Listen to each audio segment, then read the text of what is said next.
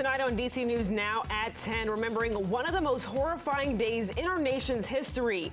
How people are honoring the lives lost on 9/11 21 years later.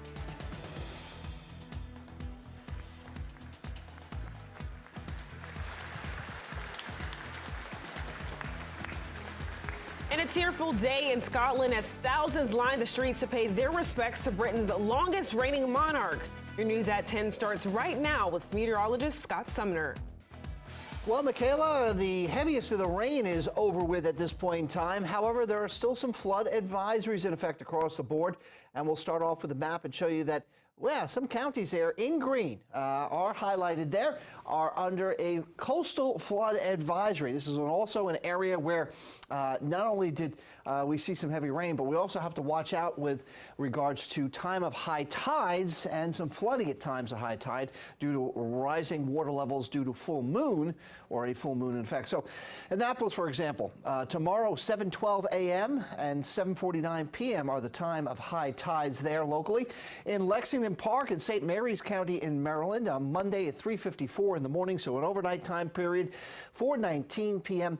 at tomorrow afternoon, on Monday afternoon. And then in Clifton Beach in Charles County, Maryland, Monday, 8:09 a.m. is time of high tide there, and 8:31 p.m. is the time of high tide as well. All right, what about the weather headlines? So we have some dense fog potentially again overnight tonight. We'll show you the visibility map coming up. High tide, flooding possible, like I mentioned.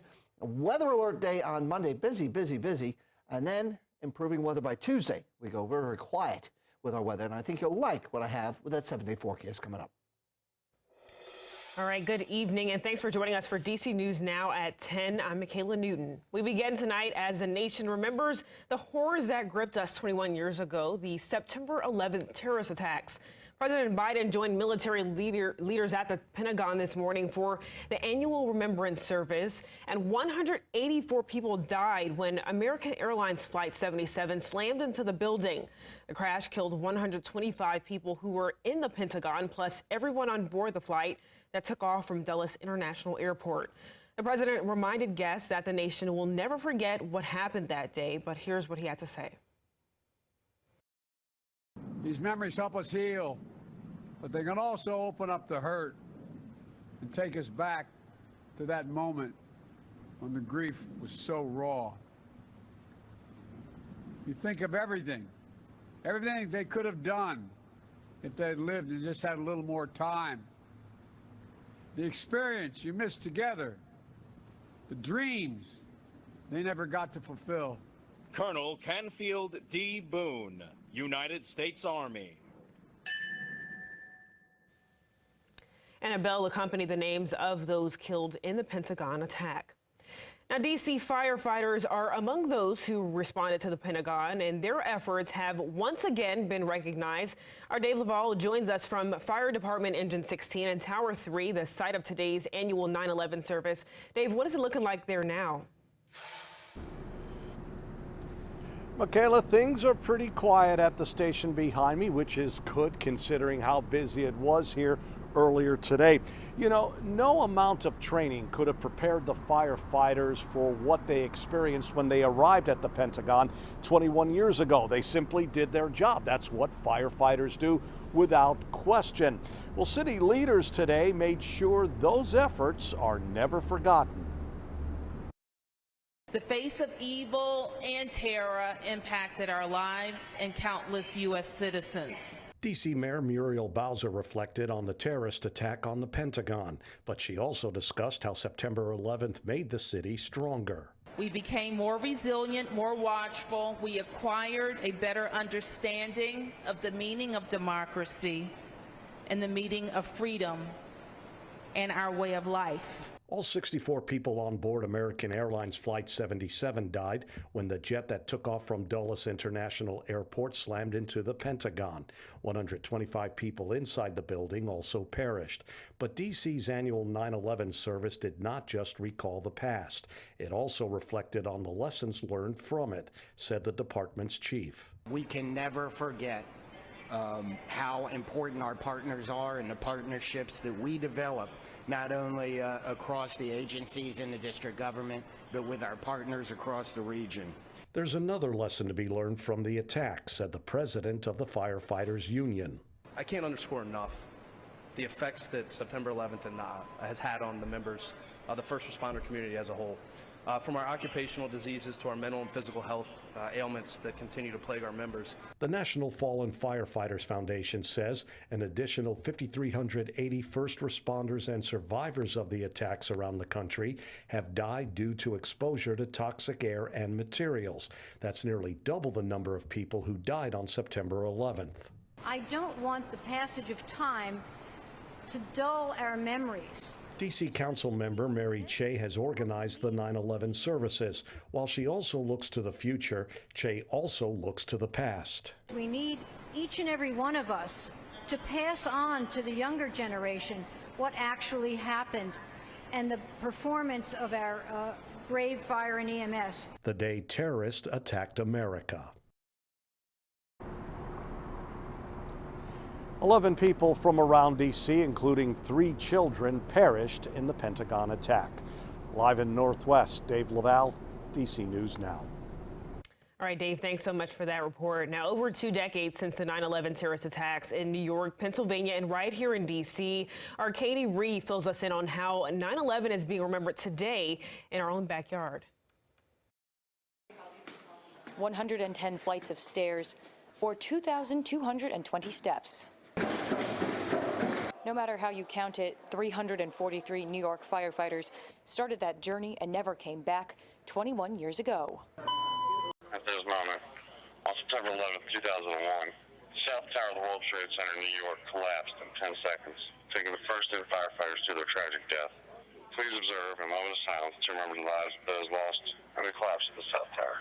Firefighters past and present took the climb alongside civilians to honor those lost when the World Trade Center collapsed. Each climber carries a badge with the name of a fallen firefighter. You may not have a personal connection with a firefighter, but we all know the fire service. We all know what firefighters do. But for others, the climb holds a deeper, more personal meaning. This is my first stair climb. This one hits a little bit home to me because my aunt, during the attack, she was in the Pentagon when it happened, but she was able to get out. But she passed away a couple years ago, so this was like my way to kind of like reconnect.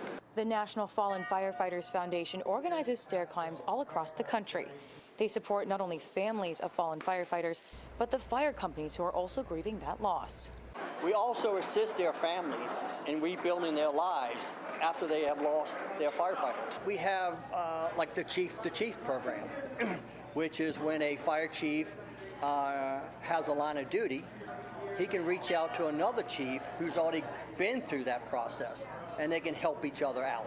Firefighter Brian LaChance has taken the climb 19 times. Minnesota, Texas, Wyoming, Florida, North Dakota, Colorado, Florida, Virginia. And with at least 40 pounds of turnout gear on, he says the yearly climb connects him to the firefighters lost in the terror attack. Every time I move, around the country to different departments, I always pay tribute on 9/11, and I do this wherever I'm at. Just connect to the firefighters and the brothers that, do it together. I mean, this one right here, we had at least 10 different departments, at least, that was doing it, so it's just a sense of brotherhood. People who weren't able to get out to a formal stair climb can still do so virtually. They can run, walk, bike, or climb indoors or outdoors to honor those firefighters up until October 31st. And for more details on that, head to our website, dcnewsnow.com. But for now, reporting in Oxon Hill, Katie Ree, DC News Now. All right, Katie Ree, thanks so much. Moving now to a tragedy that shook the world this past Thursday as the royal family lost one of their own, Queen Elizabeth II. And we now know about her funeral arrangements that will take place on September 19th. But let's bring in Katie Corrado from our sister station, Pix 11, who's now joining us from England and has been following the latest developments for us. Katie, what can you tell us now?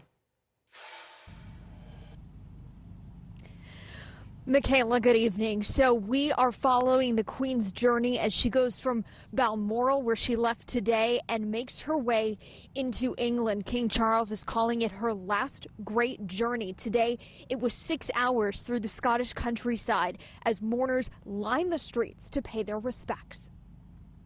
The Queen's coffin, topped with a wreath made up of her favorite flowers and draped in the royal standard, left Balmoral earlier today on a slow 6-hour journey to Edinburgh. There, she will rest in the throne room at Holyrood House until Monday afternoon. Mourners lined the streets to honor the late monarch as the procession slowly made its way through tiny villages in the Scottish Highlands. The Queen's daughter, Princess Anne, and her husband accompanied the convoy.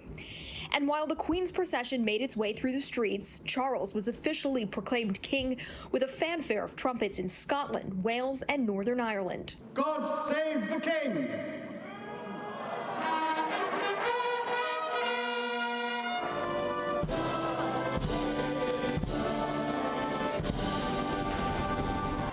In London, King Charles left Clarence House on his way to Buckingham Palace, where he was cheered on by thousands of supporters. Still making headlines today, the royal brothers, Prince William and Harry, reuniting along with their wives at Windsor Castle, where they greeted surprise mourners for close to an hour. Harry and Meghan were invited by Prince William.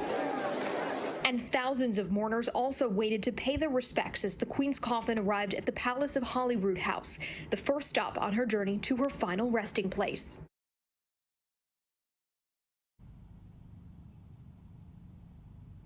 And tomorrow, Her Majesty's coffin moves to St. Giles Cathedral in Edinburgh, Scotland. King Charles and members of the royal family will be there for a procession and a service. Members of the public are welcome to come and pay their final respects. And we did learn that President Biden and the First Lady have accepted their invitation to come to the Queen's funeral on Monday, September 19th. Michaela, back to you. All right, thanks very much. I tell you what, we're looking at a radar that's not quite as active as it was at earlier this evening, around 6, 7 o'clock. But we still have a smattering of showers out across the eastern shores of Maryland, as well as Delaware. And then we also have across portions of West Virginia some rain showers there as well. How about rainfall totals here past 24 hours? Well, they vary widely from as little as a trace to as much, as you can see behind me here, 4 or 5 inches of rain. Now, some of this has fallen over the water, too, of the Chesapeake, but you get the gist here. A lot of rain in Maryland, in southern Maryland at that, and then a little bit less amounts of rain as we go further inland and further west across the board. Now, with regards to what's causing all of this, well, basically a lot of tropical moisture overriding a front that's sitting off to the south, and that's bringing up all that ample moisture in the form of some soggy rain here. And then we also have back off to the west a front. Now that front is going to make some nice changes for our area here, bring some nice changes for our area, but we have to get through tomorrow first because we do have, again, a weather alert day. Now, rain chances are going to be very likely as we go throughout the day on Monday, but they drop off dramatically by the time we get to Tuesday. Overnight lows tonight, well, it's going to be just like they have been over the last couple of evenings. So I foresee air conditioners, and I can hear them, you know, humming along and running, as well as fans out there, because it is humid, it is muggy out there with overnight lows in the upper 60s and the lower 70s. So, like I said, we are going to see some changes coming up, but tomorrow is the day where we start the changes, and it's not the best of days to start the week. In the morning, there's going to be some very locally dense fog out there, so be careful if you're driving early in the morning there. In the afternoon, early afternoon, around lunch hour, we'll probably get a little bit of a break, called partly sunny, but that's only going to enhance the instability factor, and then that's going to bring in some rain and some thunderstorms, some of which could be strong or severe by the evening hours, and that's if you have a flight or elsewhere. So certainly call your carrier just to see if there are any delays. I'll have, well, no delay in giving you the 7-day coming up in just a few minutes.